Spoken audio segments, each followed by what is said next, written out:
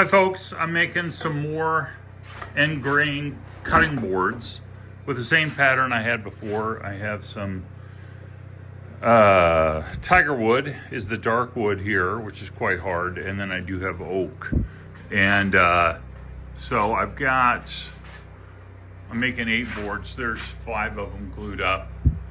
There's 6, there's 7. I've got one more to do over here.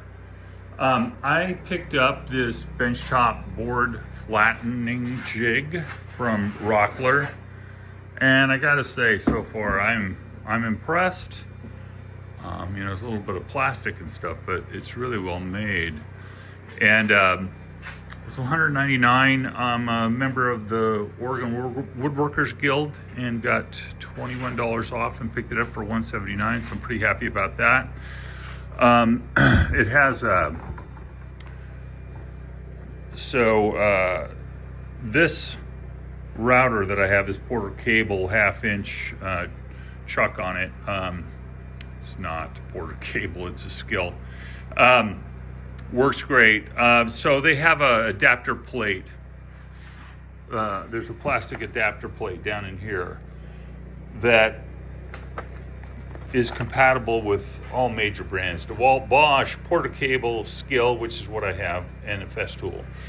And if you have something else, I'm sure you can drill your own holes and make it work. But that went together real fast. You drop it on here and it clips in. This plastic is not just superficial. There's a webbing of plastic underneath here that really strengthens this. As a matter of fact, right out of the box, I dropped it and nothing happened to it. So it's really easy to square this up. So you need a board. My board's a little over 41 by 26. They said minimum 41 by 26. I used, it's 3/4, it's, what do they call it? 13/16 or whatever, plywood. And then there's 4 holes on each of these rails and they're slotted. So you can snap the whole thing together, set it on the board, and it slides before you ever screw anything down.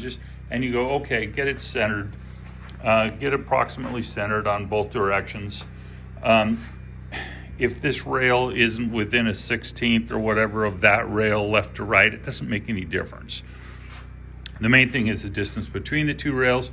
But once you clip it all in, the holes in here are slotted.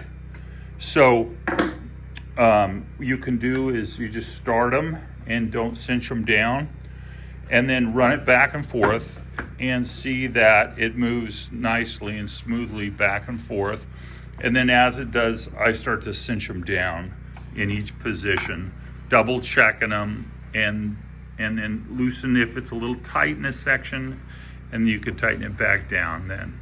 But anyway, it's a nice, very smooth, and this way is really smooth. I'm impressed so far. I can't wait to use it, because that's the only way to really flatten these boards is with a jig like that.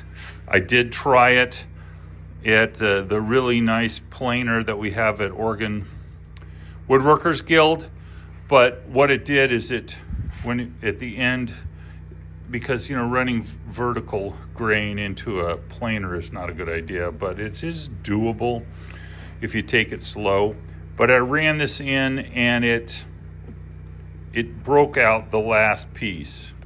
So it would have worked fine if let's say you don't have a choice to purchase that, but you have a very heavy duty planer. I wouldn't have sent them through my DeWalt, honestly. And I wouldn't send them through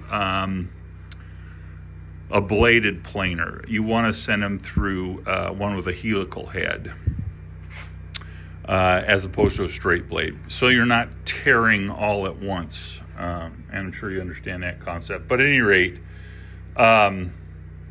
if I'd have glued a sacrificial piece on the end, it would have worked fine. Instead, I had to make them a little bit shorter than I was going to make them. Maybe I lost a 1/2 inch to tear out when I did it that way.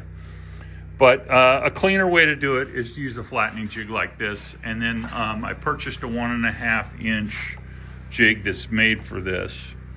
And you just want to set it really minimally. Certainly don't go more than 1/8 of an inch on your first pass, maybe even a little bit less, because you got all the time in the world, right? You're just in your shop We're not doing this for profit. Some people are.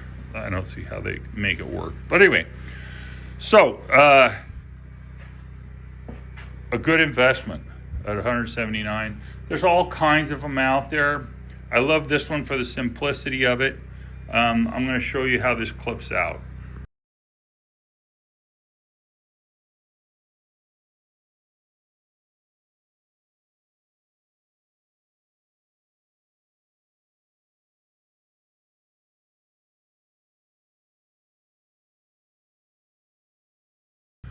Okay, so there are a couple of spring clips here in the bottom so that when you put this down, and it's got UHMW blocks on here to glide on this aluminum.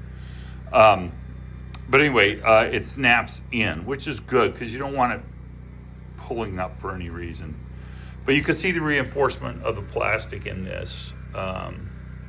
Pretty strong. The handles are super comfortable. Slides back and forth. I mean, it's a simple concept. As long as it's well constructed, that you're going to be in great shape.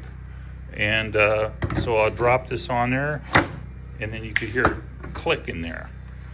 So I'm really looking forward to, I think it's a good piece of equipment. These are aluminum, but they're quite rigid. And so I think it's going to work great. We'll see. Also, using these standard rails with the package that came with, you have a clearance of 1 3/4. So these boards are just a hair under 1 3/4. They're 1 5/8 or 1 11/16. So this just slides over the top. So this will work good for me. I wanted to make them a little lighter than they were last time. They were at 1 7/8 last time, and I think 1 5/8 is going to be thick enough for sure. So anyway, if you're working on a taller piece that you're flattening, which is quite possible, you might have a 2-inch board or something else.